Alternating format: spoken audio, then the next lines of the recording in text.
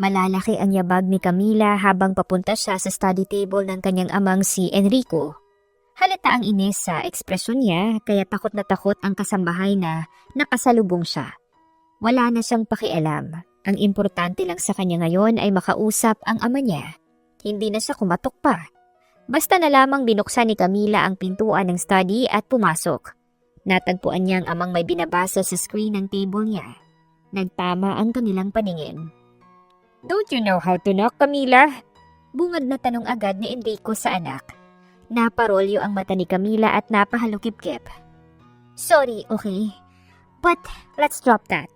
I'm here to ask an explanation. Why my cards aren't working anymore? Napahiya ako, Dad. I was with my friends. And when we're going to pay na for the bags I bought, Viola, wala na akong access sa cards ko." Napahilot ng sentido si Enrico. Sumasakit ang ulo niya dahil sa anak na si Camila dahil sa paulit-ulit na gastos nito. "Really, Camila? You're asking why I removed your credit cards? Gumastos ka lang naman ng 1,000,000 mahigit sa loob ng 2 araw. Para sa ano?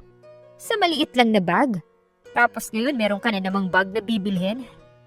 Napailing si Camila. "I will need it in the future. And besides, magta-travel ako with my friends. We're planning to go to Switzerland this time. Ayoko namang paulit-ulit yung bags ko, Dad. That's so ew." Natawa naman ng sarkastiko si Enrico. "Travel, ha? Did I give you my permission already?" "Dad, I'm an adult na. Kaya ko na yung sarili ko kaya magta-travel ako." "No, you won't go out of the country. Gagastos ka na naman ng malaki dyan." Napapadyak si Camila sa inis. "Oh God, you can't do this to me, Dad. We have a lot of money. Don't worry about the gastos." "You really never learned, Camila. Walang mag-out of the country. Do you get that? Not now that I'm planning to run as the vice president of our country." "What? You're going to run for the position? But how is it related to my spendings? And my out-of-the-country escapades anyway?" "Camila, this is for your safety. Hindi ka pwedeng lalabas-labas ka na lang kung kailan mo gusto. We're receiving a lot of death threats. I can't compromise your safety. So it would be better if we're always prepared." Sagot ni Enrico. "But Dad, I already said yes to my friends. Mapapahiya na naman ako nito if I'm not going with them." "Really? Mas importante pa ba yan, Camila, kaysa sa kapakanan mo?" "No buts. Ang daming beses mo nang inabuso yung pagiging maluwag ko sa'yo. This time, you're gonna listen to me." Seryosong saad ni Enrico. "Dad naman." "And besides, I already made a decision. Sa probinsya ka na muna." Wait, what?" Putol ni Camila sa sinabi ng ama at gulantang na sinulyapan ng tingin. "I'm going to stay sa province? Oh no, Dad. You're not gonna do that to me. Ayoko dun. Ayokong magstay sa lugar na full of jejemons." "Camila, hindi ka ba nakakaintindi talaga? Para ito sa kapakanan mo." Tumaas na rin yung boses ni Enrico. "Besides, nakausap ko na yung katiwala ko dun. Dun ka na muna sa kanya hanggat masigurado kung wala nang banta sa buhay natin." "And you decided while even talking to me about that?" Nakapamewang na tanong ni Camila. "Really, Dad?" "Dahil alam kong hindi ka makikinig sa akin. So I decided whether you like it or not." Mariing hayag ni Enrico. "Bukas na agad yung biyahe mo dun. I'll ask one of the maids to help you pack your things." Parang maiiyak bigla si Camila. Hindi siya makapaniwala ang tinignan ng ama niya at naiiling pa. "Tell me you're just joking, Dad. Why is it so sudden naman?" Bulalas niya. "My words, my rules this time, Camila. Wala ka nang magagawa dun." Mas mariin pang sabi ni Enrico. Hindi na nakapagsalita pa si Camila. Napapadyak siya sa sahig bago siya walang paalam na lumabas sa study. Mabibigat ang yabag niya habang nagtungo sa kanyang kwarto. Nang makarating doon ay napasigaw na lamang siya sa inis at pinagsusuntok ang mga unan niya sa kama. Napatingin siya sa mga bags niya sa gilid na maayos na nakadisplay. Mahilig kasi siyang mag-collect ng bags. "Oh no, my babies. I don't think I can bear leaving you all." Medyo OA na saad niya at napanguso na lang. Wala naman na siyang magagawa pa. Galit ang daddy niya. At once na galit ito, talagang siya yung batas. But he's still a good father. Hindi naman idedena yun ni Camila dahil lumaki siya na naibibigay lahat ng gusto niya, lalo pa nang mawala ang mommy niya sa isang ambush. Yun ang reason kung bakit nagpahinga bigla sa politiko ang ama niya. He likes serving people at nakikita ni Camila ang passion nitong tumulong sa mga tao. Hindi rin naman ito kurakot. Pero ang maganda naman dito, bahagyang natuwa si Camila because that means her father is starting to do what he loves again. That means nakakalimutan na nito ang trahedyang nangyari noon sa mommy niya. Naputol ang pag-iisip ni Camila nang makarinig ng katok sa pintuan. Isa sa mga kasambahay yun na binili na ng ama niyang tutulong sa pag-iempake niya. Use my 5 luggages to put all my things pala, Yaya. Make sure to put nice dresses for special occasions. Bilin pa ni Camila sa katulong. Pero ma'am, kasi bilin po ni sir na isang maleta lang daw po yung paglalagyan mo ng mga damit at gamit po na kayo kong saad ng katulong. What? Isang maleta? Really? Hindi pa nga kasya sa iisang maleta lahat ng skincare ko tapos isa lang talaga? Yun po kasi yung bilin ni sir, ma'am.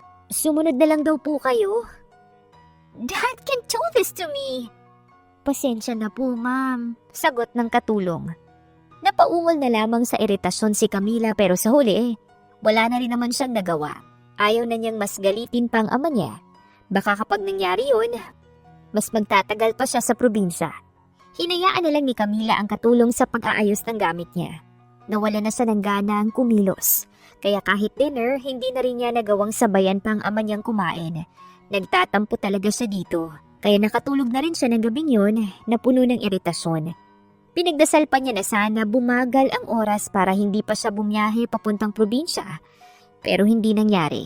Dumating na lang yung oras na nasa harapan na siya ng kotseng maghahatid sa kanya sa probinsya. Take care always, Camila. I'm doing this for you. Mahal kita kaya nilalayo kita sa kapahamakan. Ayoko lang ulit na maulit yung nangyari noon. Nung nangyari sa mommy mo. Saad ni Enrico bago pumasok sa kotse si Camila. Fine, Dad. Tipid na lamang nasagot niya. Nagtatampo pa rin kasi siya dito. Naiintindihan naman yun ni Enrico. Niyakap na lang niya si Camila bago binilinan ang driver nila na maghahatid kay Camila na magdahan-dahan sa pagmamaneho. Ilang saglit lang, nasa biyahe na si Camila. Inabot din ng halos 10 oras ang biyahe. Nakatulog na si Camila eh. Nang makarating sila sa probinsya ay hapon na. Tamad na bumaba ng kotse si Camila. Matapos ibaba ng driver ang maleta niya. Sinalubong siya ng isang lalaki. Nagising bigla ang diwa ni Camila nang masulyapan ang lalaki. Antok na antok siya pero ngayon, gising na dahil sa gwapong nasa harapan niya ngayon. Moreno ito at matangkad. Nakasuot ito ng maong nakupas na may butas pa sa bandang tuhod. Ang pang-itaas ay t-shirt na walang manggas kaya kitang-kita ang muscles nito. Magandang gabi po. Ako si Lucas. Ang katiwala ni Sir Enrico dito sa mansyon. Nagbilin po siya sa akin na bantayan ko daw po yung anak niya habang nandito sa probinsya. Formal na wika nito habang napatingin sa driver. Sumulyap ito kay Camila at ewan ba niya may kung anong nagwala sa tiyan niya nang magtama ang paningin nila. Ako po si Tomas, driver ng Delgado. Hinatid ko lang si Ma'am dito at babalik din agad. Ikaw nang bahala kay Mama. Sabi ni Tomas na siyang driver ni Camila. Opo, wag po kayong mag-alala. At mukhang mabait naman yung ma'am mo. Anito bago makahulugang sumulyap muli kay Camila. Namula bigla si Camila sa hindi malamang dahilan. Bakit pa siya ganito sa harap nitong si Lucas? Hindi naman itong unang pagkakataon na nakakita siya ng gwapo. Sige, mauna na ako iho ma'am. Paalam muli ni Tomas bago tuluyang tumalikod. Napanguso na lamang si Camila. Hindi pa rin siya makapaniwala na hanggang ngayon, andito na talaga siya sa probinsya. Wala ka bang planong pumasok sa loob? Napukaw agad ang pansin ni Camila nang marinig na magsalita si Lucas. I have plano, okay? I can't believe the fact na andito na ako sa very far from the civility na place na to. God, they didn't even allow me to have my phone here. I truly get bored. Ano na lang yung gagawin ko dito? Mag-count na mga kuliglig. Makipag-socialize sa mga Jejemons people? This is very unacceptable, huh? OA niyang sunod-sunod na sabi. Napailing na lamang si Lucas. Kung umakto ka parang mamamatay ka naman dito ang OA mo. Anito na siyang dahilan na namilog ang mata ni Camila. What? You call that OA? I am not sanay kasi dito sa place na to. I even never tried living in a province ever since. I'm forced to stay here. I hope you get what I feel. This is not easy for me. Naiintindihan ko. Pero sigurado ako na kung ako yung nasa posisyon mo ngayon, hindi ako ang aktong parang katapusan na ng mundo. Sabi pa ni Lucas. Napasinghap na lamang si Camila. What did you say? Pulalas niya. Hindi mo ba naiintindihan yung point ko? Gets ko naman yung point mo. Pointless nga lang. What the? Napatawa na lang ng sarkastiko si Camila at nailing pa. Hindi pa niya naranasang mabara ng ganito. Binabawi na niya ang sinabi niyang gwapo ito sa isip niya. Ang dami mong sinasabi. Halika na sa loob. At ituturo ko pa sa iyo yung kwarto mo. Saad ni Lucas sabay kuha sa maleta ni Camila. Pumasok na sila sa loob. Masama pa rin ang tingin na ipinukol ni Camila sa likod ni Lucas habang sinusundan nito para ihatid siya sa magiging kwarto niya. Hindi na siya gaanong nagkaroon ng time masado para pagmasdan ang paligid dahil sa sobrang iritasyon niya. Ito yung magiging kwarto mo mula ngayon. Saad ni Lucas nang marating nila ang isang pintuan at binuksan yun. Pumasok agad si Camila at pinagmasdan ang buong kwarto. Ayos din naman. Hindi na masama dahil malinis din. Hindi gaanong kalakihan gaya ng room niya sa Maynila, pero this will do. Wait, where's the AC? Takang tanong naman ni Camila. Yan. Tinuro ni Lucas ang malaking bintana kung saan may kurtinang sumasayaw dahil sa simoy ng hangin. What? That's not an AC. Saad pa ni Camila. Ganyan ang aircon dito sa probinsya. Huwag ka nang maghanap ng wala. But, kung ano yung meron, yun yung pagsagaan mo. Putol ni Lucas sa sasabihin ni Camila. Naparolyo na lang ang mata ni Camila sa sobrang iritasyon. Napaka-annoying mo talaga to think that we just met, ha? Isipin mo na kung ano yung dapat mong isipin. Alalahanin mo, sa akin ka binili ng daddy mo. Kaya sa ayaw at gusto mo, susunod ka sa akin. Tumawa ng sarkastiko si Camila. You think I'm scared? I am technically your boss here. You're working for my dad, right? I'm his daughter. Kaya magdahan-dahan ka sa pananalita mo dyan. Wala akong pakialam. Nandito ka ngayon sa probinsya namin kaya matuto kang makisama. Yeah, whatever. Go away na nga. Gusto ka na magpahinga. You're just stressing me out. Pagtataboy ni Camila sa lalaki. Hindi na lang umimik si Lucas at lumabas. Nang mag-isa na lang si Camila ay pabagsak na lang siyang humiga sa kama at napabuga ng hininga sa sobrang iritasyon. Parang hindi pa rin nagsisink in lahat sa kanya. Ito ang magiging buhay niya ngayon. Hindi siya makakatagal dito. She needs to think a solid plan to get out of here as soon as possible. Hindi pwedeng mabulok siya dito. Napaisip bigla si Camila. Sa tipo ni Lucas parang siya yung tipo na mahirap utuin. Halata naman sa pananalita nito kanina. Masyado din itong seryoso. Pero there's no way na wala siyang kahinaan.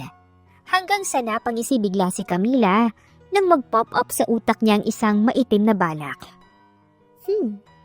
Every man's weakness is a woman. Naibulong ni Camila sa sarili.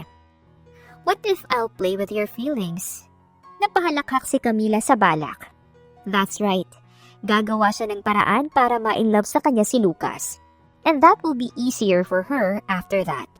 Kung hindi mapakiusapan ni Camila mismo ang sariling ama, then pwedeng si Lucas ang gumawa. Bibilugin ni Camila ang utak ni Lucas once na fall na yung lalaki ng sobra sa kanya. Malaki ang posibilidad na mangyari yon lalo pat maganda si Camila. Magiging madali lang sa kanyang akitin si Lucas. Humanda ka sa akin, poor you, Lucas. I'll use you at my own disposal. Naiusal niya sa sarili at napatawa dahil nai-imagine pa lang niya kung paano ma-inlove sa kanya ang lalaki, natutuwa na siya. Hindi na malaya ni Camila na nakatulog na siya sa gabing yon. Napagod din kasi siya sa biyahe kaya inumaga na siya ng gising. Pero ang kinairitan niya ay ang ingay ng katok sa kanyang pintuan na sunod-sunod. Kulang na lang, magiba na yung pinto. Wait, ano ba? Iritadong anya sabay bangon. At sobrang tamad na binuksan yung pinto. Bumungad sa kanya si Lucas na mukhang iritado. Tanghali na po, mahal na prinsesa. Madami pang gagawin pero patulog-tulog ka lang dyan. Saad ni Lucas at naiiling pa. So what kung tanghali na? I don't have any lakad naman. I will sleep as long as I want. Wala ka sa bahay niyo para gawin yung gusto mo. Bilisan mo na lang dyan at aalis tayo. At saan naman tayo pupunta? Sa bayan, mamamalengke tayo ng pagkain. Huwag nang masyadong matanong. Dapat sa loob ng 5 minuto, ready ka na. Kung hindi, aalis ako mag-isa. At ang ipapamalengke ko lang ay yung para sa akin. Bahala ka na sa kakainin mo. Seryosong saad ng lalaki. What? 5 minutes? Your timer starts now. Sabi ni Lucas bago tumalikod na. Napapadyak na lamang si Camila. Ang aga-aga, iritadong-iritado na naman siya. And it's all because of the same man. At ngayon, 5 minuto dapat ready na siya. Ang bilis naman. Inaabot nga siya ng 2 oras sa CR para gawin lahat ng rituals niya sa skin. Tapos binigyan lamang siya ng lalaking yun ng 5 minutes para maligo. Nakakainis talaga. Wala nang nagawa si Camila. Lumagpas ng 1 pang 5 minuto ang pag-aayos niya. Ni hindi man lang siya nakapag-blower ng hair niya. Pagkarating sa babae, naghihintay na si Lucas sa loob ng isang jeep commander. Naiiling ito at halatang disappointed dahil sa paglagpas ni Camila ng 5 minutes. Don't look at me like that. As if naman sobrang easy to prepare within 5 minutes. Saad ni Camila sa lalaki bago sila pumasok sa kotse. Hindi naman kasi magiging problema yon kung maaga ka lang nagising, diba? Taas kilay na saad ni Lucas. I know, but I was freaking tired last night because of the long ride. What do you expect? Sus, ang dami mong rason. May alarm clock naman dun sa kwarto mo ah. Napailing na lamang si Camila. You know what? Just stop. It's so nonsense arguing with you. Nonsense. Magtagalog ka. Wala ka sa ibang bansa. At saka ano yung suot mo? Tanong ni Lucas sabay sulyap sa katawan ni Camila. Nakasuot kasi ito ng top na puff sleeves at skirt. Naka-heels pa ito. What's wrong with my clothes? This is branded. These aren't fake. Wala naman akong pakialam kahit anong brand niyan. Ang akin lang, hindi yan akma sa pupuntahan natin. And what do you suggest? I'll change? No! Sobrang underdressed na ako dito. I might look cheap kung gagayahin ko yung ayos ng mga babae sa probinsya like the movies. Sige, ikaw yung bahala. Basta huwag kang magrereklamo mamaya. Hindi na lamang nagsalita pa si Camila. Pinaandar na din ni Lucas ang sasakyan hanggang sa bumiyahe na sila papunta sa bayan. Ilang minuto lamang yung biyahe at nakarating na agad sila sa wet market. Andito na tayo. Wait! What are we doing here? Tanong niya dahil malayo pa lang, nandiri na siya dahil abot sa pwesto nila ang amoy ng malalansang isda at karne. There's a lot of people here. No, hindi ako pupunta dyan. Tapos ano, makikihalo ako sa mga pawis ng people? Ng mga may body odor? No way! Umigting ang panga ni Lucas na animoy nagpipigil. Bumaba ka na lang dyan at na makapamalengke na tayo. Didn't you hear what I said? I don't want to make halo with people na amoy pawis. And my body odor. Yung mga tao na sinasabi mong amoy pawis, pagod lagi sa trabaho. Alam ko hindi ka sanay sa kanila pero matuto kang makisama. No nga sabi, sige, maiwan ka dyan. Ikaw na yung bahala sa pagkain mo. Pinalasabi ni Lucas at akmang tatalikod na. Naalarma naman si Camila doon. Gutom na kaya siya at ayaw naman niyang walang makain later. Lalo pat wala naman siyang alam sa pagluluto. Wait! Tigil ni Camila kay Lucas. Pero dahil naka-heels siya at hindi akma ang suot niya sa lugar, halos magkanda tapilok na siya. Nabunggo tuloy siya ng isang mama na nagmamadali. Ouch! Muntik nang maupo sa sahig si Camila kundi niya lang nabalanse yung sarili. Biglang tumingin si Lucas sa direksyon niya. Napabuga ito ng hangin bago dinaluhan si Camila. Aarte-arte ka pa kasi kanina. Susunod ka rin pala. Saad ni Lucas. Ikaw naman kasi, ang bilis mo. Humawa ka na lang sa akin at baka mawala ka pa. Sabi pa ni Lucas at kinuha ang kamay ni Camila para iangkla sa matigas niyang braso. Bahagyang nagulat si Camila doon. Ramdam niya ang init ng braso ni Lucas at ang tigas noon. Nakaramdam din siya ng tila kuryenteng dumaloy sa braso niya na sinabayan ng tila paru-parong nagliparan sa tiyan niya. Natulala tuloy siya sa kamay niyang nakahawak sa braso ni Lucas. Ano na? Gusto mo bang kalad ka rin pa kita dyan? Tanong bigla ni Lucas na siyang ikinasimangot ni Camila. "You're so..." Iritadong ungol ni Camila bago siya nagpahila ng tuluyan kay Lucas sa loob ng wet market. Habang naglalakad sila, napahawak na lamang si Camila sa ilong dahil sa lansa ng amoy sa paligid. Naghahalo ang amoy ng isda, karne at pawis ng mga taong nagsisiksikan. Mas napakapit tuloy siya sa braso ni Lucas. Apaka-arte talaga. Dinig ni Camila na bulong ni Lucas pero hinapit siya bigla sa bewang na hindi niya inaasahan. Sa isang iglap, naglaho bigla ang lahat sa paligid nila. Nakalimutan bigla ni Camila ang amoy ng paligid at napatitig sa gwapong mukha ni Lucas sa malapitan na ikinakabog ng puso niya ng husto. "Para kang sirang nakanganga dyan. Mapapasukan na ng langaw yung bunganga mo." Saad ni Lucas na biglang ikinabalik ni Camila sa realidad. "You're so close to me kasi. Ang pangit po pala sa malapitan." Rason niya pa.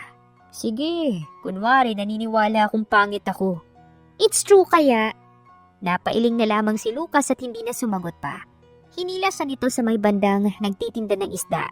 Hindi na makalma ang loob ni Camila dahil humigpit ang pagkakahawak sa kanya ni Lucas sa bewang na para bang takot itong mawala siya sa paningin nito. "Ay Lucas, ang ganda naman ang dala mo ngayon. Iba yan sa dinala mo dito ng isang araw ah." Malokong sabi ng nagtitinda sa palengke.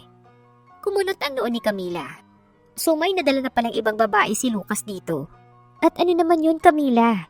So what kung iba-iba pang babae ang dali niya dito at ipakilala sa mga tao? It's not a big deal. Pero iba ang sinasabi ng isip ni Camila. Which is a bad thing. Wala sa sariling napairap si Camila na siyang napansin naman ni Lucas.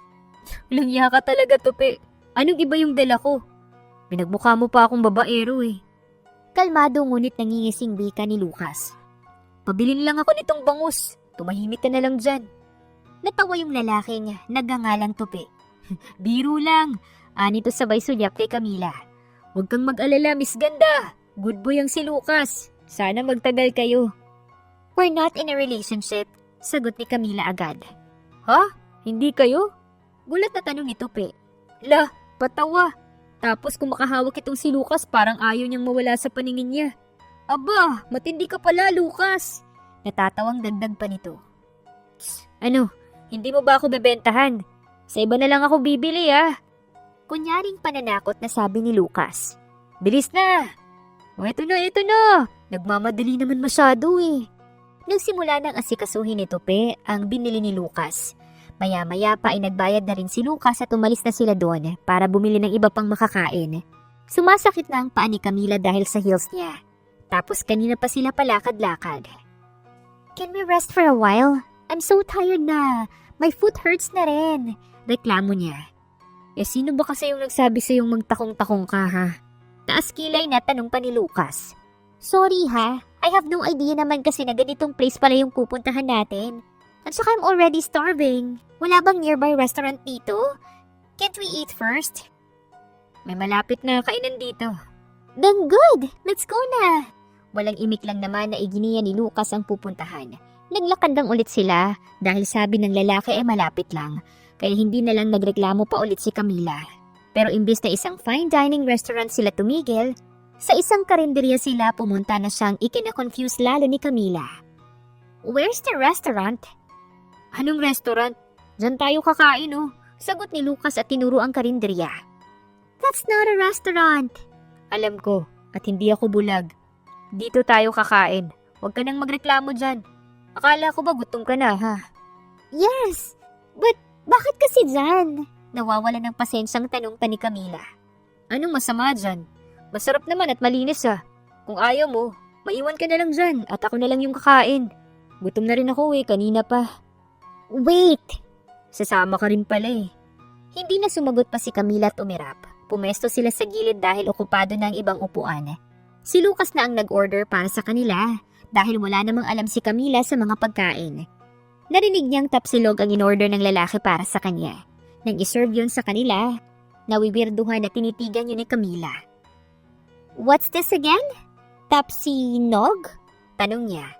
Natawa si Lucas bigla na siyang ikinatulala ni Camila. Mas lalo itong gumwapo dahil doon dahil lumabas ang biloy nito. "Anong tapsinog?" "Tapsilog." Halatang first time mong kakain ito, no? Huwag kang mag-alala. Masarap yan. Baka makalimutan mo pa yung mga pagkain sa mamahaling restaurant na kinakainan mo sa syudad. Let's see then. Kinuha ni Camila ang kutsara at tinidor at sinimulan na kainin yon. And surprisingly, nagustuhan niya yon kaya napatangu-tangu siya. Ano? Tanong ni Lucas. It's good. Pag-amin ni Camila at hindi na namalayan pang sunod-sunod na pala ang pagsubo niya na siyang kinangisi lalo ni Lucas. Naparami ang kain ni Camila dahil doon. Napadighay pa siya na mas kinatawa ni Lucas. Nang matapos na silang kumain ay gumanda na ang mood ni Camila. Ang sarap naman kasi ng kinain nila. Walang-wala talaga yung mga pagkain ng mga mamahaling restaurant na kinainan na niya before. Nang nakauwi na sila, naligo agad ulit si Camila para mag-freshen up. Si Lucas naman ay nag-ayos ng mga pinamili nila. Habang nagsasabon si Camila sa banyo, binuksan niya ang gripo at nagulantang siya nang mapagtantong walang lumabas na tubig. What the? No! Gulantang na pagsigaw ni Camila. Dali-dali siyang nagbalot ng tuwalya sa katawan at lumabas. Lucas! Lucas! Tawag niya sa lalaki. Mabilis namang nagpunta si Lucas sa kanya. Gulat ang unang rumihistro sa mukha nito dahil sa ayos ni Camila. Tumikim ito agad at napaiwas ng tingin. Anong kailangan mo? There's no water! How am I supposed to rinse myself? Iritadong saad ni Camila. Pasensya na, nakalimutan kong sabihin kanina na minsan talaga nawawala ng tubig sa tanghali dahil may inaayos na tubo. May malapit namang poso dito. Mag-iigib na lang ako. Then go and be quick. Tumaas ang kilay ni Lucas. Ganyan na dapat talaga humingi ng pabor. Ikaw yung may kailangan kaya ayusin mo yung pagsasalita mo. Iritadong saad niya. Sorry, okay? I didn't expect this. I'm just so pissed right now. Nailing na lang si Lucas. Akmang babalik na lang si Camila sa CR nang bigla siyang nadulas, bigla. Pero mabuti na lang ay maagap si Lucas at nahila siya. Ang ending tuloy, nakapatong na siya kay Lucas. Ramdam niya ang tigas ng katawan nito. Parehas silang nagulat doon, lalo pa nang hindi sinasadyang maglapat ang mga labi nila. Dampi lang dapat yun, pero parehas silang napapikit at ninamnam ang tamis ng halik. Nalasing sila sa pagkakalapat ng labi nila sa isa't isa pero kalaunan, si Lucas din ang naunang humiwalay. Ang bigat mo, sabi nito at inalalayan siyang tumayo ng maayos. Napaiwas na lamang siya ng tingin. Tumikim si Camila. Excuse me, hindi kaya? Paano mo nalaman? Ako naman yung nabagsakan mo. Sige na, mag-iigib na ako ng pangbanlaw mo. Hindi na hinintay pa ni Lucas ang sagot ni Camila at mabilis nang tumalikod at umalis. Natulala na lamang si Camila at napahawak sa sariling labi. Hindi naman yun ang unang halik niya, pero bakit kakaiba ang naramdaman niya? Ang lambot ng labi ni Lucas. Parang nakatatak na yun sa sistema niya. Napaungol na lang siya sa iritasyon nang may mapagtanto. No, Camila. Don't tell me you're attracted to that annoying guy. You're not. Naiinis na Anya sa sarili. Matapos ang halik na yon, napansin ni Camila na tila ba umiiwas na sa kanya si Lucas. Though hindi pa rin maiiwasan ang pagbabangayan dahil sa pagiging bossy ng lalaki sa kanya, pero nahahalata ni Camila na may parang pader na talagang nakaharang sa pagitan nila. Mahirap din para kay Camila ang mga nagdaang araw dahil biruin mo yon, gumagawa na siya ng mga gawaing bahay gaya ng paglalaba at paghuhugas ng pinggan. Hindi niya alam kung paano niya nalalagpasan yun, lalo pat naiiyak na lang siya kapag nakikitang nagdadry ang skin niya. Tapos natatanggal na ang nail polish niya. Sa sumunod na linggo, may nag-imbita kay Lucas na kakilala nitong makisalo-salo sa isang birthday. Sasama ka sa akin mamaya para makahalubilo ka naman ng mga tao dito. Saad ni Lucas kay Camila. Wala sa sariling napairap si Camila. Ayaw niya sana dahil napagod kaya siyang maglaba buong araw ng damit niya. Nainis siya dahil sira yung washing machine na gagamitin niya sana. As if naman I have a choice. Supladang sagot niya. May choice ka naman. Pwede kang maiwan dito mag-isa para may kasama si Junjun. Junjun? Who's Junjun? Takang tanong ni Camila. Yung batang kaluluwa, napakalat-kalat dito sa gabi. Ano ba? Inis na wika ni Camila at nakaramdam ng takot. Don't joke around like that. Fine, sasama na ako, okay? Ngumisi si Lucas. Okay. Sa hapon sila gumayak para umalis. Gumamit sila ng kotse sa pupuntahang bahay at kakilala ni Lucas. Nang dumating doon ay nagsimula na ang kasiyahan. May mga nag-iinuman na ring mga lalaki at maingay yung videoke na siyang umaalingaw-ngaw sa paligid. Kaagad silang sinalubong ng kakilala ni Lucas. Hoy Lucas! Mabuti naman at nakadalo ka. Kanina ka pa namin hinihintay. Siyempre naman Mang Ben, hindi naman pwedeng lumiban ako sa birthday niyo. Nakangiting sabi ni Lucas kay Mang Ben. Tama yan! At ipakilala mo naman kami sa magandang binibining kasama mo. Nagkantsawa ng iba pa na nakarinig sa sinabi ni Mang Ben. Nahiya bigla si Camila at namula pa. Ito si Camila. Anak siya ni Don Enrico. Maikling pakilala ni Lucas kay Camila. Maliit na ngumiti lang naman si Camila dahil nahihiya talaga siya, lalo pat ito yung first time niyang dumalo sa isang selebrasyon sa probinsya. Ibang-iba kasi ang nakasanayan niya. Pero hindi niya maitatangging mas masaya ang mga tao dito kumpara sa mga engrandeng selebrasyon na nadaluhan na niya noon.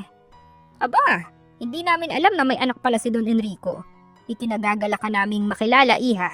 Welcome na welcome ka dito. Pagpasensyahan mo na lang at medyo magulong iba dahil medyo nakainom na. Saad ni Mang Ben. It's okay. Sagot ni Camila. Maya-maya pa inaya na sila sa loob para kumain. Isang saglit lang ay may lumapit na babae kay Lucas na parang kaedaran lang ni Camila. Dinig niyang Yumi ang pangalan nito. Mabuti naman at nakadalo ka na, Lucas. Ngayon na lang ulit kita nakita. Hindi ko tuloy ma-enjoy yung pansit sa favorite nating pansitan sa bayan dahil wala ka. Sabi ng Yumi. At may papalo-palo pa sa braso ni Lucas na siyang ikinataas ng kilay ni Camila. Bakit naman kasi kailangan pang may papalo? Halatang chancing. Wala tuloy sa sariling napairap si Camila na siyang napansin din ni Lucas.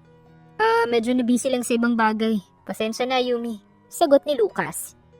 Dapat kasama na kita sa susunod doon At halika, may sineparate akong favorite mong kare-kare. Kain ka na at sasamahan kita. Pag-aya pa ni Yumi kay Lucas. Alanganin namang napasulyap si Lucas kay Camila. May kasama ako, Yumi. Mamaya na lang. Napasulyap din si Yumi sa direksyon ni Camila. Ayos lang naman sa kanya Papupuntahin ko na lang dito si Karen para may kasama siya. Suggestion pa nito. Agad namang napailing si Camila. No, it's okay. I'll be fine here. Go with her na. Sagot na lang niya. Umiling pa si Lucas. Dito nga lang ako. Hindi mo ba narinig? Ayos lang daw siya, Lucas. Tara na. Putol pa ni Yumi sa sinasabi ni Lucas. Bahagyang umigting ang panga ni Lucas at napabuntong hininga na lang. Mapilit din si Yumi at hindi talaga siya tinigilan. Kaya sa huli, sumama siya dito. Napairap na lang sa kawalan si Camila nang mawala na ang dalawa sa paningin niya. Halatang may gusto yung Yumi kay Lucas. Naiinis siya sa katotohanan yun na hindi man lang niya gaanong nabawasan yung pagkain niya na sinerve sa kanya nang nagpakilalang Karen. Iritado tuloy si Camila hanggang sa umuwi sila. Inaya kanina si Lucas na uminom kaya namumula na ang mukha nito pero mukhang nasa wisyo pa naman ito at hindi pa lasing na lasing talaga. Nang makarating sila sa bahay ay hindi pa rin umiimik si Camila. Aakyat na sana siya sa taas papuntang kwarto nang naramdaman niya ang paghawak sa kanya sa braso ni Lucas kaya napatigil siya. What? Taas kilay na tanong ni Camila. Galit ka ba? Tanong ni Lucas. Why would I be mad? I'm just tired and sleepy. Kanina ka pa hindi namamansin.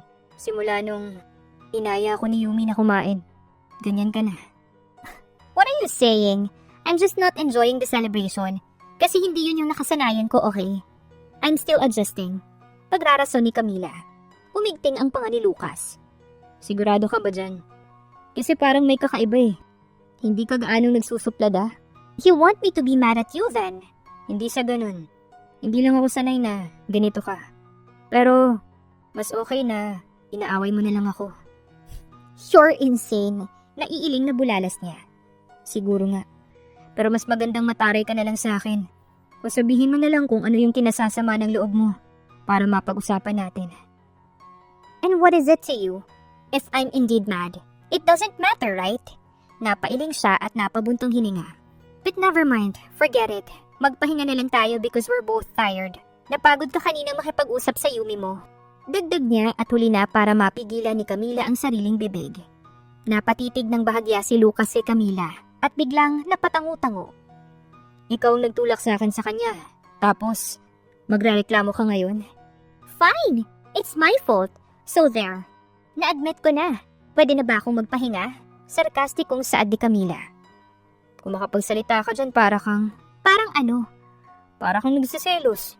Imposible naman yun dahil ayaw mo naman sa akin simula pa lang. Saad ni Lucas at natawa sabay iling. Hindi nakaimik si Camila dahil doon. Pakiramdam niya, nahuli siya bigla sa isang bagay na ayaw niyang aminin sa sariling nagawa niya. At isa pa, nawalan siya ng lakas na i-defend bigla yung sarili niya. Nasaan na yung matapang na bersyon niya kapag may argumento. Sumeryoso din bigla si Lucas at masumigting ang mga panga dahil sa pananahimik ni Camila. At doon pa lang, mukhang nahinuha na ng binata na tama siya sa sinabi at nahuli niya sa akto si Camila. Hindi mo ako pwedeng magustuhan, Camila. Seryosong saad ni Lucas at napabugan ng hangin at umiling pa. Hindi pwede. Tumaas ang kilay ni Camila at pilit na pinataray ang ekspresyon sa mukha. Kahit nahuli na siya sa akto, ayaw niyang magmukhang kawawa. No. What is it to you? You're not me. So you don't have the right to tell me what to do. Mataray na saad niya. Ibaling mo na lang sa iba yung nararamdaman mo sa akin. And why is that? Is it because of that Yumi who keeps on flirting with you earlier? Medyo tumaas na yung tonong sabi ni Camila. Wala siyang kinalaman dito. Now you're protecting her, ha? Be grateful that I like you. Mahirap makuha ang atensyon ko tapos sasabihin mo lang sa akin na ibaling ko sa iba tong nararamdaman ko. You're so kapal naman. Hindi nga pwede. Temporary ka lang dito. Aalis ka din kaya't hanggang maaga pa. Kalimutan mo na yung pagkagusto sa akin. No, and I ain't gonna leave here right away. I'll talk to my dad. I'm sure he won't mind. Nasasabi mo lang yan ngayon. Pero makakalimutan mo rin yan. And how sure are you with that? This is the first time that I felt this way kaya ang daming nagkakagusto sa akin sa Maynila. Pero hindi ko sila masyadong binibigyan ng atensyon. That's why you're so lucky that I like you. Hindi kita pinilit para magustuhan ako. At isa pa, wala kang mapapala sa akin dahil hindi kita magugustuhan. Kahit kailan. Parang kutsilyo ang mga salita na lumalabas sa bibig ni Lucas na tumarak sa puso ni Camila. Tahimik ang dalaga at nanubig ng bahagya ang mga mata. Hindi niya nakita na ganito ang mangyayari. Lucas could have been at least gentle towards her, pero hindi. Walang habas ang pangre-reject nito sa kanya. Nagtitigan pa sila ng ilang mga segundo, pero nauna nang magbawi ng tingin si Lucas. Magpahinga ka na. Maikling sabi ng lalaki sa kanya bago tuluyang tumalikod. Lumabas ito at iniwan si Camila na kumikirot ang puso. Ngayon lang siya nagkagusto sa lalaki ng ganito. Tapos ganito pa. Parang naglaho bigla lahat ng tapang niya.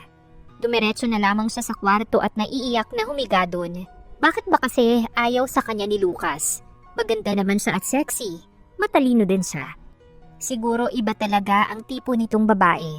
Siguro ang tipo nito ay mga kagaya ni Yumi. Mas lalong pumait ang nararamdaman ni Camila bago na tuluyang nakatulog. Kinabukasan, umiiwas si Lucas kay Camila.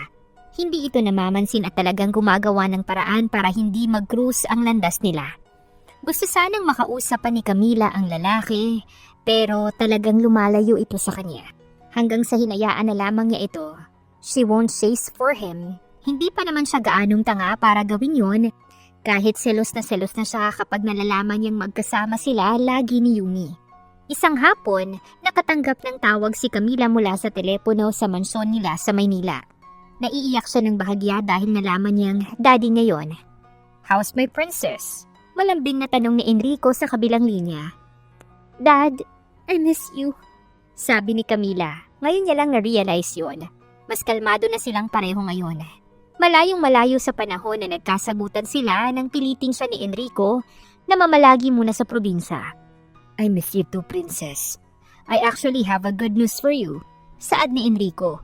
Bakas na bakas ang ngiti sa kabilang linya. What is it, Dad?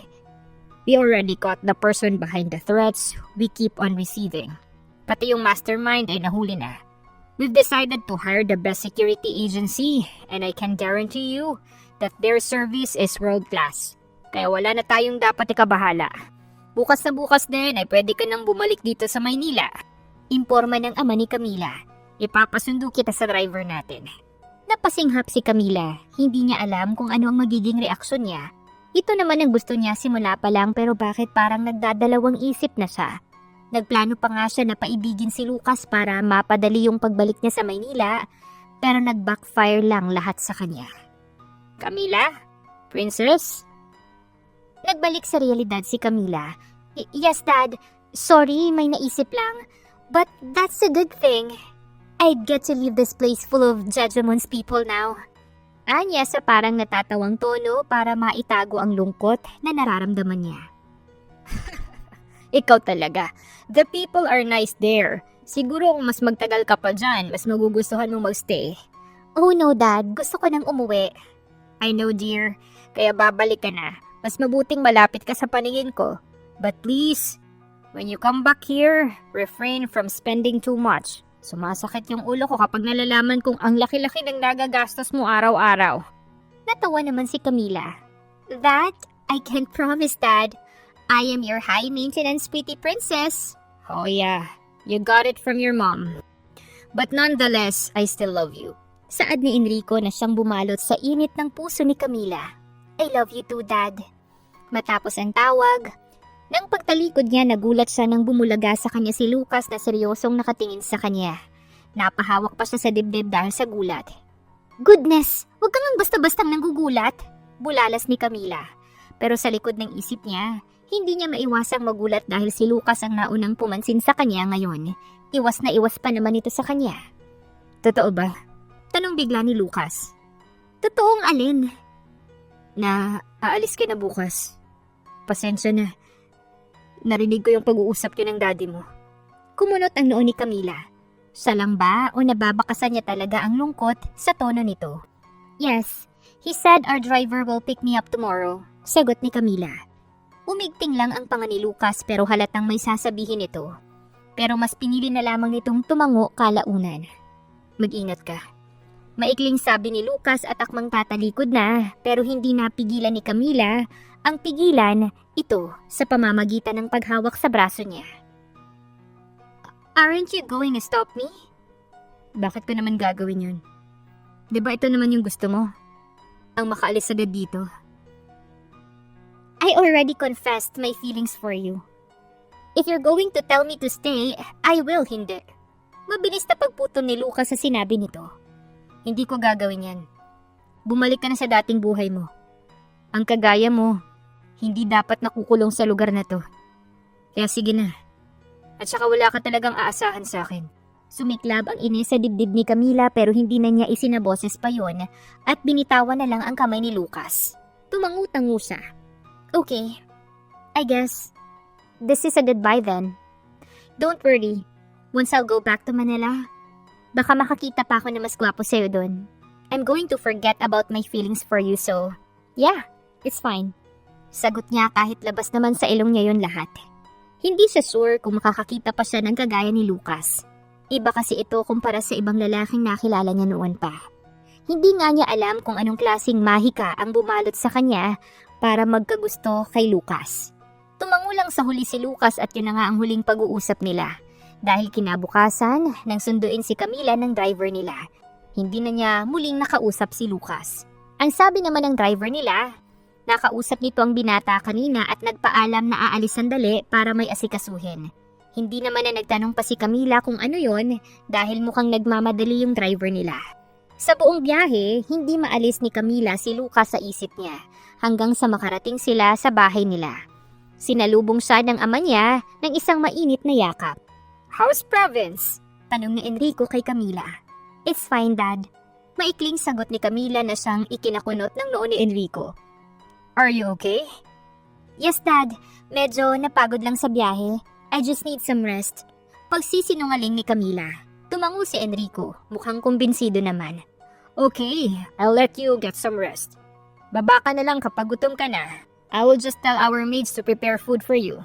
Thanks, Dad. Walang ganang sagot naman niya bago tuluyang umakyat sa kwarto. Namiss niya ang kwarto niya pero hindi niya talaga magawang maging masaya ngayong nakabalik na siya. Nakatulog siya na mabigat ang kanyang loob. Pagising niya ay nakatanggap siya ng tawag mula sa kaibigan na inaaya siyang lumabas para gumala at magbar dahil nabalitaan na nga ng mga ito ang pagbabalik niya. Pero wala talaga siyang gana kaya tumanggi siya. Hindi naglalabas ng kwarto si Camila kaya pati yung ama niya ay nagtaka na rin na hindi napigilan pang katukin siya mismo sa kwarto niya at kausapin. Are you sure you're okay, princess? Napapansin ko lang na wala kang gana lately. Saad ni Enrico. Dad, I'm fine.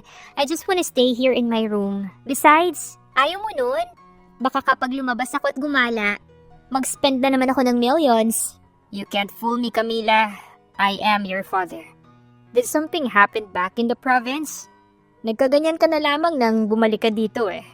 Did someone hurt you there? Wala, Dad. The people are nice there actually. Then what? Wala talaga, Dad. May kinalaman ba dito si Lucas? Kaagad namilog ang mga mata ni Camila dahil doon. Oh, what are you saying, Dad? Bakit siya nasali sa usapan? He called me and asked me, how are you? Nagtaka ako dahil hindi naman tatawag yung si Lucas kung hindi tungkol sa negosyo natin sa probinsya o tungkol sa hasyenda nila at nangangailangan ng payo. They have hacienda? Yeah. Sila ang pinakamayaman sa probinsya actually. But their family is too down to earth, kaya malapit sila sa mga tao. Pero hindi yun yung usapan. Tell me, did he do something to you? Napaiwas na lamang ng tingin si Camila at napalunok pa. Hindi siya magaling magsinungaling kaya hindi na siya nakasagot pa. Bumuntong hininga si Enrico. Do you like him? Tanong nito. I ain't that surprised anymore. Lucas is actually a nice guy. Pero kung sinaktan ka niya, I'll forget the fact na naging anak na rin yung turing ko sa kanya. Seryosong dagdag pa ng Ginoo. I like him but he doesn't feel the same way. Pag-amin niya at nahihiyang napayo ko. Well, it's his loss, not yours. Don't worry. I'm sure na may ibang lalaki pa dyan na mas magmamahal pa sa'yo. You're still young, sweetie. Mag-enjoy ka muna sa ngayon. The right man and the right love will come soon. Huwag mong mamadaliin dahil darating ka rin dyan. Payo pa nito.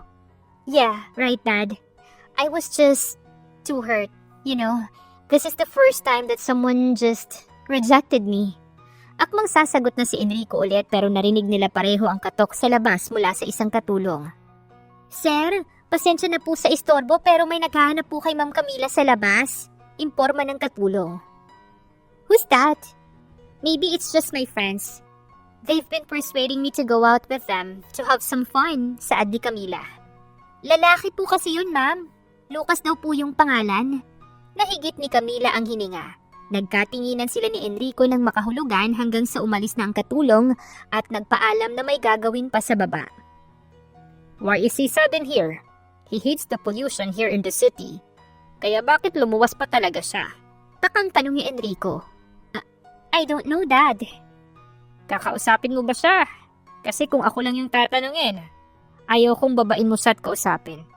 He already hurt you by rejecting your feelings.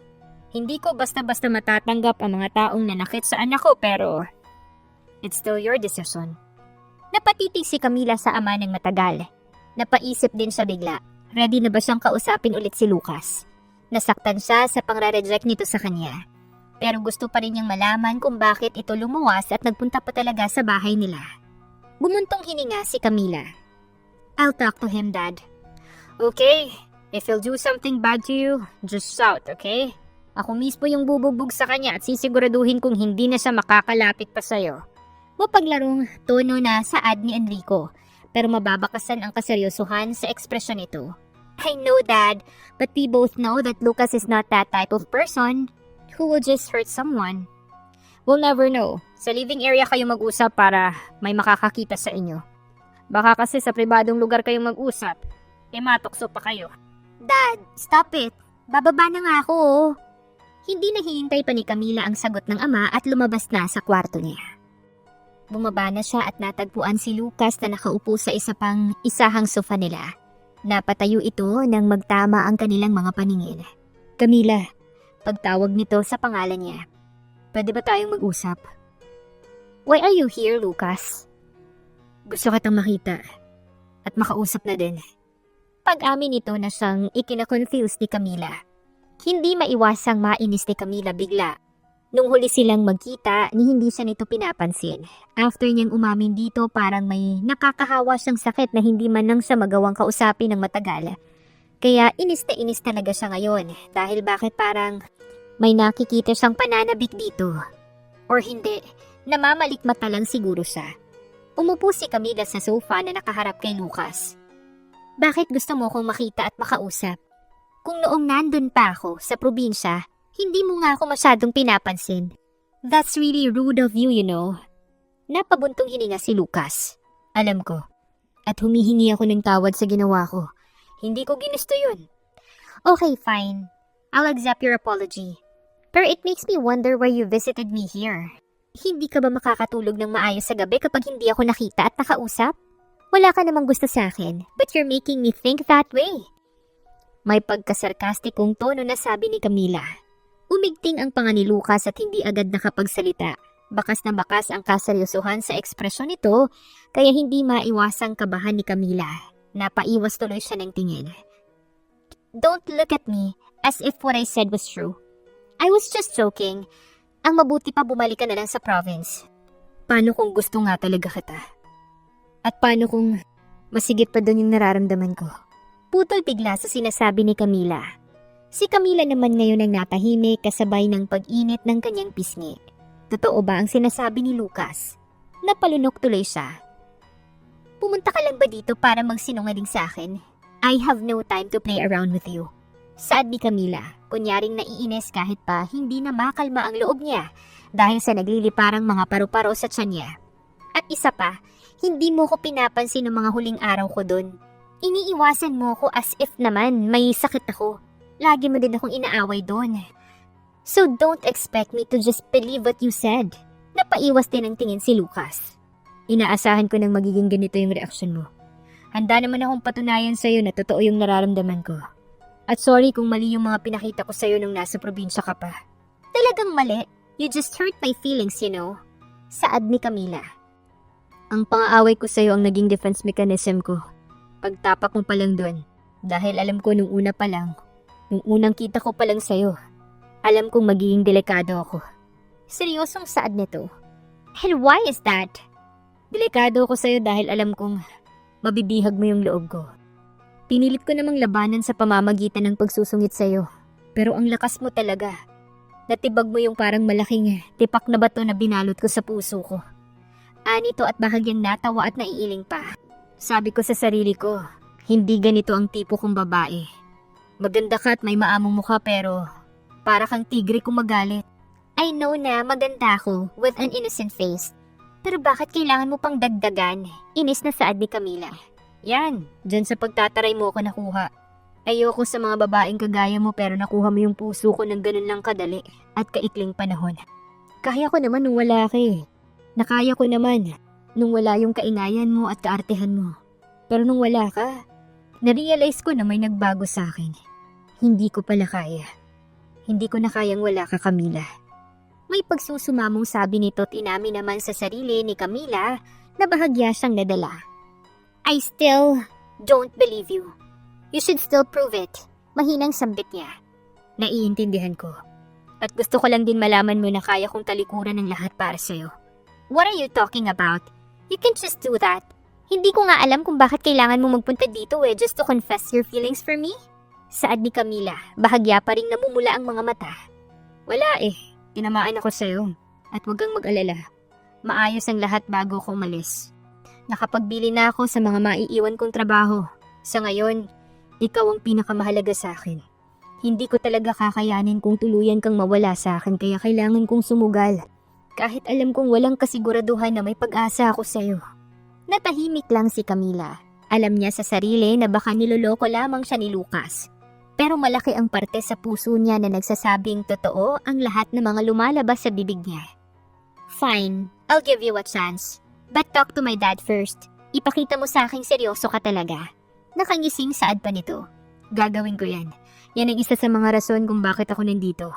Para makapagpaalam ng formal kay Don Enrico. Malaki ang respeto ko sa papa mo kaya ipapakita ko sa kanyang malinis yung intensyon ko sa'yo. Hindi naman in-expect ni Camila yon. Nagkaroon na siya ng mga manliligaw noon pero ni isa sa kanila, walang naglakas loob na kausapin ng daddy niya. Pero si Lucas, he is man enough to talk to her dad. Kaya naman nang nag-usap na nga ang ama ni Camila at si Lucas, walang alam si Camila kung tungkol saan ang pinag-usapan nila. Pero noong mga sumunod na araw, naging madalas na si Lucas sa bahay nila. Seryoso siyang niligawan ng lalaki at inamin naman ni Camila na sobrang apektado siya doon. Pinipilit niya ang sariling pahirapan ng lalaki ng mga ilang buwan pero ito siya. Pigil na pigil siyang gawing official yung relationship nila. What will you feel if I'm going to make you as my official boyfriend now? Tanong ni Camila bigla kay Lucas habang nasa garden sila at nag-iikot doon. Maganda ang panahon ngayon at hindi gaanong masakit sa balat ang sikat ng araw. Kaya malaya silang nakakapaglakad-lakad habang pinagmamastan ang mga namumukadkad na bulaklak na alaga ng mga kasambahay. Ako na ang pinakamasayang lalaki sa mundo kapag nangyari yun. Bakit? Sasagutin mo na ba ako? Malokong tanong pa nito. But what if I prolong it for say a year? Kaya mo bang maghintay ng ganun katagal? May panghahamong tanong pa nito. Napatawa si Lucas. Sige lang, alam ko namang patay na patay ka pa rin sa akin hanggang ngayon eh. Ow! I'm serious kasi. If you're going to be like that, baka hindi na talaga kita sagutin. Sige ka, kunwaring pananakot nito. Okay lang kahit pahabain mo yung panliligaw ko sa'yo. Nasa sa'yo naman yun eh. Tatanggapin ko kung ano yung magiging sagot mo. Kahit pa kung masaktan lang ako sa huli. At least, alam ko sa sarili kong sinubukan ko. Alam kong wala akong pagsisisihan sa huli. Hindi alam ni Camila ang isasagot at napalunok siya. Sa ilang buwang paliligaw ni Lucas, ipinakita talaga nito na seryoso siya sa kanya. May mga araw na bumabalik ito sa probinsya para sa mga naiwang trabaho. Pero naging constant ang communication nila sa tawag at text. At ni minsan, hindi siya binigyan ni Lucas ng ikasasama ng loob niya. Inassure nito na lagi na siya lang kahit nanliligaw pa lang ito. But if you're sawana, it's fine. You can stop courting me already. I'm not forcing you or something. Anya. But it was just a test. Tinignan niya lang kung anong magiging reaksyon nito. Like what if ayoko talaga sa'yo, diba? What if I already like someone else? You said you're going to accept kahit anong magiging sagot ko. Dagdag pa niya. Umigting ang panga ni Lucas at hindi nakasagot agad. Napalunok din ito at napaiwas at halatang nahihirapang iproseso ang sinabi ni Camila. Kung yun yung gusto mo, mahinang usal nito. What? Hahayaan mo na lang? Taas kilay na tanong ni Camila. Mahirap, pero oo. Marunong naman akong tumanggap ng pagkatalo. At saka bakit ko naman ipipilit yung sarili ko, diba? Kung alam ko naman na sa huli, hindi ka sasaya sa akin. Bahagyang natuwa si Camila sa naging sagot nito pero hindi siya nagpahalata. This is Lucas, a wise and mature man. Hindi niya alam kung ano bang nagawa niya para magkagusto sa kanya ng husto ang lalaki. Oo, ito naman talaga ang goal niya pero hindi siya makapaniwala. Hindi niya alam kung ano ang magandang nagawa niya sa buhay para magkaroon ng isang Lucas sa buhay niya. Kaya naman naisip ni Camila na ready na siya. Ready na siyang sagutin ito. Gusto niyang mas maranasan pa ang pagmamahal na kayang ibigay sa kanya ni Lucas. Alam niyang wala siyang magiging pangamba sa oras na maging sila. Pero kinausap niya muna ang daddy niya tungkol dad. Dad, what do you think about Lucas? Ang batang yun. Hindi ko pa nasasabi sa'yo pero I know that he's the best man for you. Nakikita ko na porsigido siya. And that's the kind of man that I want for you. Sagot nito na siyang kinatuwa ni Camila. I'm planning to say yes to him na. I just want you to know that baka kasi pagbawalan mo pa ako matanda na ako. Pagbibiro niya. I know that, okay? At nakikita ko ding maganda yung naging impluensya sa'yo ni Lucas. Hindi ka na gumagastos ng milyones. Nasa 100,000s na lang. Dad, seryoso kasi. Totoo naman And I am so proud of your progress. Maliit o malaki man yan. Kaya oo na, botong-boto ko kay Lucas para sa'yo. Basta wag lang kayong magpapakasal agad Biro pa nito. It's too early for that, but who knows? Basta, kasal muna bago anak. At sa huli, naisip niya na bukas din, balak niyang ibigay kay Lucas ang matamis niyang oo at hindi niya rin maiwasang ma-excite doon. Plinano niyang gawing espesyal yun kaya nag-book pa siya ng whole restaurant para doon. Tinext na din niya si Lucas tungkol doon at umuo naman ang lalaki kahit nagigilty si Camila dahil manggagaling pa siya sa probinsya. Baka pagod na ito ngayon pero nandito na, wala nang atrasan to. Nang sumapit ng alas 8 ng gabi, sinigurado na ni Camila na ayos na ang lahat. Sakto naman dahil sa tamang oras dumating si Lucas. Mukhang pagod pa ito at puyat dahil nakwento nitong nagkaproblema daw sa hasyenda nila. Pero naayos naman na lahat. Pagkapasok nito sa restaurant ay tumunog na ang malamyos na musika mula sa violin. Kagaya ng in-instruct niya sa staff. Bakas na bakas ang confusion sa mukha ni Lucas dahil doon. Ano to? Bakit may ganito? Takang tanong ni Lucas. Well, because today is a very special day. Bakit? Birthday mo ba? Diba, March pa, next year yung birthday mo eh. Anong okasyon? Nag-init naman ang puso ni Camila dahil doon. Never siyang nagkwento kay Lucas ng mga ilang detalye sa buhay niya, sa sarili niya. But she's glad na he's doing his best para makilala siya ng lubusan. Why? Need ba ng okasyon? Hindi mo ba nagustuhan yung surprise ko? Kunyaring nagtataray na tanong ni Camila. Nagustuhan ko. Nagulat lang talaga ako. Salamat at nag-effort ka pa talaga sa akin. Sino ba naman ako, diba? Sino ka? Ikaw lang naman ang boyfriend ko. Hindi nakaimik si Lucas at doon ay parang naistatwa bigla. Halatang hindi siya makapaniwala sa sinabi ni Camila at parang pinoproseso pa ang lahat ng nasa isipan niya. What? Aren't you happy? Come on, say something. Do you want me to take it back? Hindi na natapos pa ni Camila ang sinabi nang bigla siyang nakawan ng mariin na halik ni Lucas. Nagulat siya nung una pero natagpuan na lamang niya ang sariling humahalik pabalik sa lalaki.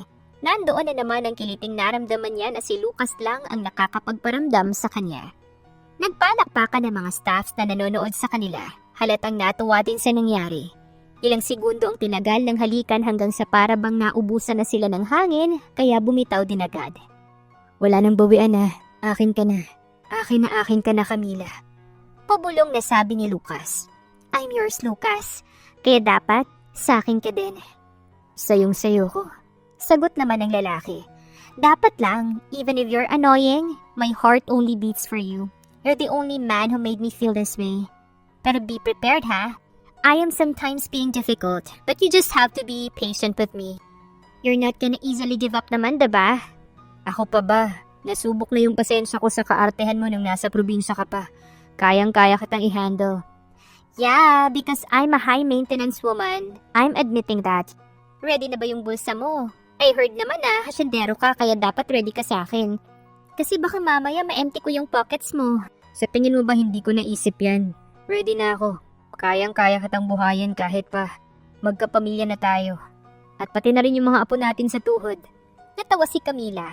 Ikaw talaga, you're so advanced. But that's good, you're ready. Kahit pang annoying mo minsan, alam kong responsible ka naman. Siyempre, mahirap na kung baka sa isang araw magdildil tayo ng asin. Hindi ko hahayaang mangyari yun. Ngumiti si Camila. She's glad that Lucas is ready. Sobrang turn on ang kagaya niyang lalaki na hindi lang puro pagmamahal ang kayang ibigay. Kasi syempre, sa panahon ngayon, hindi na sapat na dapat mahal niyo yung isa't isa. Dapat, ready na din kayo. I love you, Lucas. Madamdaming hayag pa ni Camila habang nakatitig sa binata. Mahal na mahal din kita. Bulong din pabalik ni Lucas. Sa isang iglap, nagkahugpong muli ang kanilang mga labi. Alam nilang pareho na nagsisimula pa lang sila. Marami pang magiging hamon sa relasyon nila, pero alam din nilang hindi sila magpapatinag. Sisiguraduhin nilang ang mga hamon na yon ang magpapatibay pa sa kanila. At dito na nga nagtatapos ang kwentong pag-ibig ni Camila at Lucas. Naway nagustuhan po ninyo ang kwentong aming hatid sa inyo. Hanggang sa susunod po, abangan pa rin ang mga kwentong puno ng aral, pagmamahal at inspirasyon. Siyempre, dito pa rin po yan sa inyong inaabangang Dear Siren. Thói quen đơn giản là các giải pháp đáng tin cho các vấn đề tái đi tái lại trong môi trường sống của chúng ta. Khi thói quen được tạo ra, mức độ hoạt động trong não giảm xuống, bạn đã học được cách tập trung vào các tín hiệu báo trước thành công và bỏ qua những việc khác. Khi một tình huống tương tự xảy ra trong tương lai, bạn biết chắc mình phải tìm kiếm điều gì đó, bạn không cần phải phân tích mọi góc nhìn của tình huống đó nữa. Não bạn sẽ bỏ qua quá trình thử và sai và tạo ra một quy luật tinh thần. Nếu thế này thì mình sẽ làm thế kia. Các kịch bản nhận thức này có thể được thực thi một cách tự động bất kỳ lúc nào tình huống tương tự xảy ra. Thế là bây giờ khi bạn thấy căng thẳng lại nóng này, muốn chạy bộ, khi bạn mới đi về bạn chụp ngay tay cầm chơi game video. Bạn từng phải nỗ lực để lựa chọn, giờ đây trở nên tự động. Một thói quen đã hình thành, thói quen chính là lối tắt học được từ kinh nghiệm. Theo nghĩa đó, thói quen chỉ là một mẩu ghi nhớ về các bước bạn từng thực hiện để giải quyết vấn đề xảy ra trong quá khứ. Bất cứ khi nào điều kiện hội tụ đủ, bạn có thể rút ra mẫu ký ức này và tự động áp dụng cho tình huống tương tự. Lý do chính là não bạn ghi nhớ quá khứ chính là để dự đoán tốt hơn những gì có được tác dụng trong tương lai. Việc hình thành thói quen là cực kỳ hữu ích bởi phần ý thức tâm trí nó bắt đầu phần nút cắt cổ chai. Nó chỉ là tập trung vào một vấn đề trong một lúc, Kết quả là não bạn luôn phải hoạt động để lưu trữ sức chú ý và có ý thức cho các nhiệm vụ trọng yếu nhất. Bất cứ khi nào có thể, phần tâm trí có ý thức đều muốn đẩy nhiệm vụ sang cho phần tâm trí phi ý thức làm tự động. Đây chính xác là điều xảy ra khi thói quen được hình thành. Thói quen giảm bớt các gánh nặng nhận thức và giải phóng dung lượng hoạt động tinh thần để bạn có thể bổ sung sức chú ý của mình cho các nhiệm vụ khác. Bất chấp hiệu năng của thói quen, nhiều người vẫn băn khoăn về lợi ích của chúng. Các lập luận thường thấy như là: thói quen có làm cuộc sống của tôi nhàm chán không? Tôi không muốn nhét mình vào một lối sống và tôi không thích. Quá nhiều nếp sống bình thường có lấy đi sự sinh động hay những tính ngẫu hứng của đời sống chăng? Hiếm khi những thắc mắc như vậy tạo ra một thế lưỡng phân giải hiệu chúng, khiến bạn nghĩ rằng bạn phải chọn giữa hai thứ: tạo lập thói quen và đạt được tự do. Trong khi đó thực tế là hai thứ này đi cùng nhau. Thói quen không hạn chế tự do, thậm chí còn tạo ra sự tự do. Thực tế là những người không kiểm soát được thói quen vận động không ngừng quanh mỗi một khoảnh khắc trong đời sống chúng ta. Kể cả ngay lúc này, bộ não liên tục quét qua môi trường, dự đoán điều sắp xảy ra, thử nghiệm các phản ứng khác nhau và học tập từ kết quả.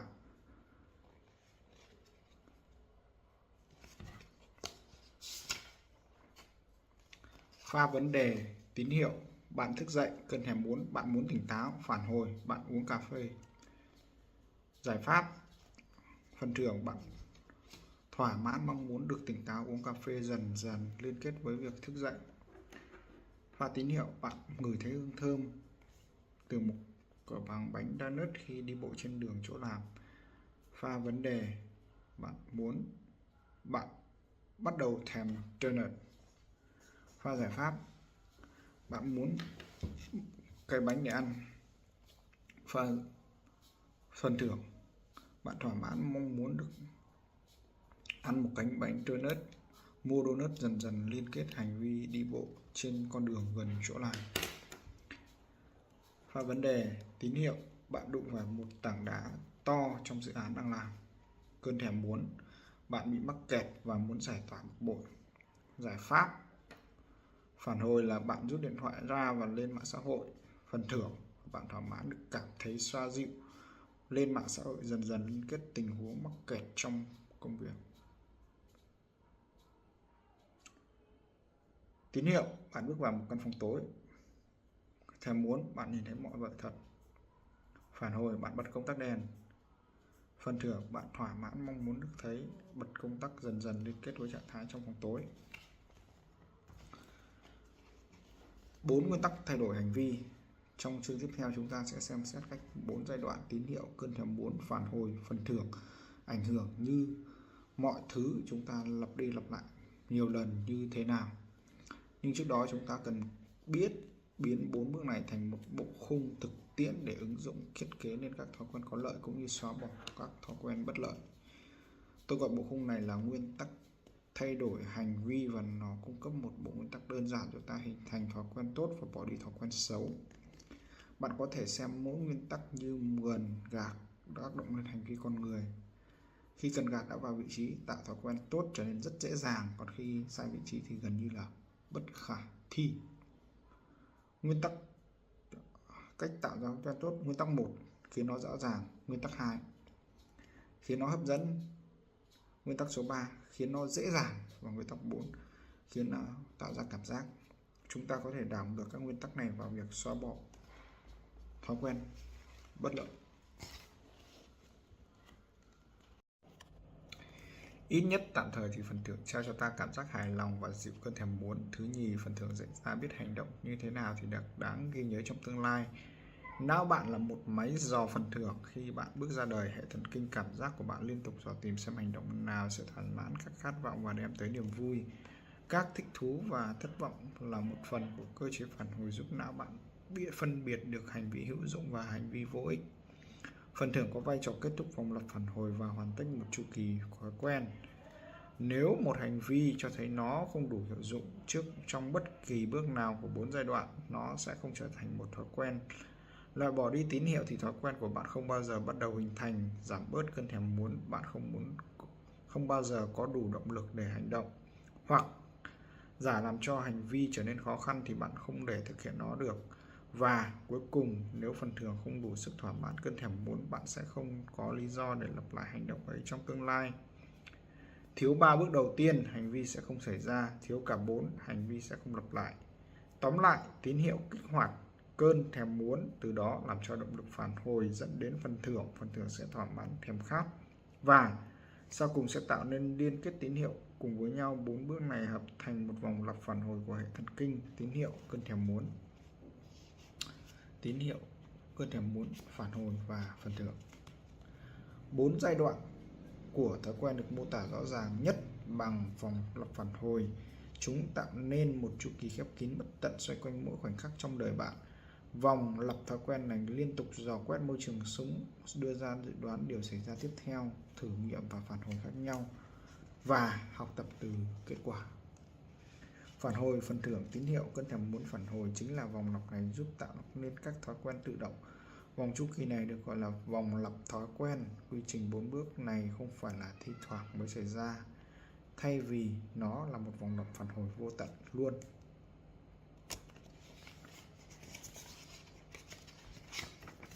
Vận động không ngừng xoay quanh mỗi khoảnh khắc trong đời sống của ta, kể cả ngay lúc này. Bộ não liên tục quét qua môi trường, dự đoán điều sắp xảy ra, thử nghiệm các phản ứng khác nhau và học tập từ kết quả. Toàn bộ quy trình này hoàn tất chỉ trong tích tắc của giây, và ta sử dụng quy trình lặp lại đi lặp lại này mà không nhận ra mọi thứ xung quanh được gói ghém vào trong khoảnh khắc trước đó. Chúng ta có thể chia 4 bước này thành 2 pha chính, pha vấn đề và pha giải pháp. Pha vấn đề bao gồm tín hiệu và cơn thèm muốn, và đó khi làm bạn nhận ra có một cái gì đó cần thay đổi. Pha giải pháp bao gồm phần phản hồi và phần thưởng, và đó là khi bạn bắt đầu hành động và đạt thay đổi mong muốn. Pha vấn đề, pha tín hiệu, cơn thèm muốn, pha giải pháp, phản hồi, phần thưởng. Mọi hành vi đều được thúc đẩy bằng một khao khát giải quyết vấn đề. Đôi khi vấn đề có thể là bạn nhận ra tốt và muốn đạt được, đôi khi vấn đề lại đang bị đau ở đâu đấy và làm dịu cơn đau. Dù là kiểu nào thì mục đích của mọi thói quen đều muốn giải quyết vấn đề bạn đang gặp phải. Trong bảng ở trang tiếp theo, bạn có thể xem một ví dụ của các vấn đề này. Hãy tưởng tượng bạn bước vào một căn phòng tối, mò mẫm với ông tắc đèn. Bạn thực thi thói quen đơn giản này nhiều lần đến mức nó xảy ra không cần suy nghĩ. Bạn đi qua 4 giai đoạn chỉ trong một phần nhỏ của giây, thôi thúc hành động ập tới không cần suy nghĩ. Khi đã trưởng thành, ta hiếm khi nhận ra các thói quen đang vận đúng trọng thành trong cuộc sống của mình. Phần đông chúng ta không hề suy nghĩ lại những chuyện mình đã thắt dây giày trong một buổi sáng, hay đắn đo xem rút dây điện máy nướng, hay sau khi sử dụng, hay lúc nào thay đồ thoải mái thì đi làm về. Sau hàng thập kỷ việc lập trình tinh thần, chúng ta vận động lẻn vào các mô hình suy nghĩ và hành động này. Pha vấn đề, tín hiệu, điện thoại, rung tin nhắn. Bạn đang trả lời mail, cơn thèm muốn đọc tin. Bạn bắt đầu cảm thấy căng thẳng, quá tải công việc, bạn muốn kiểm soát. Pha giải pháp, bạn cần lên ghế điện thoại, lên đọc tin. Pha phần thưởng, bạn mong muốn đọc tin nhắn, hành động cầm lấy điện thoại, dây kết tín hiệu chuông báo có điện thoại. Bí quyết để tăng tối đa tỷ lệ thành công của bạn là chọn lĩnh vực thi đấu phù hợp. Chọn đúng thói quen rồi thì quá trình thực hiện sẽ dễ dàng. Chọn sai thói quen thì cuộc sống sẽ chật vật. Không dễ thay đổi gen có nghĩa là tạo nên sự ưu điểm lớn trong trường hợp có lợi và trở ngại nghiêm trọng trong những trường hợp bất lợi. Thói quen sẽ dễ thực hiện hơn nếu thói quen đó tương hợp với kỹ năng tự nhiên của bạn. Hãy chọn thói quen phù hợp với nhất mình. Chơi một trò chơi mà ở đó sức mạnh của bạn có lợi thế. Nếu bạn không tìm được trò chơi mà mình có lợi thế thì hãy tạo ra nó. Gen của chúng ta không chỉ tiêu thụ nhu cầu cần phải làm việc chăm chỉ, mà gen làm rõ nó. Gen bảo chúng ta nên chăm chỉ những gì. Quy tắc God Keep Clock duy trì động lực trong đời sống và công việc. Vào năm 1955, Disneyland vừa mới mở cửa ở Anaheim, California, thì một cậu bé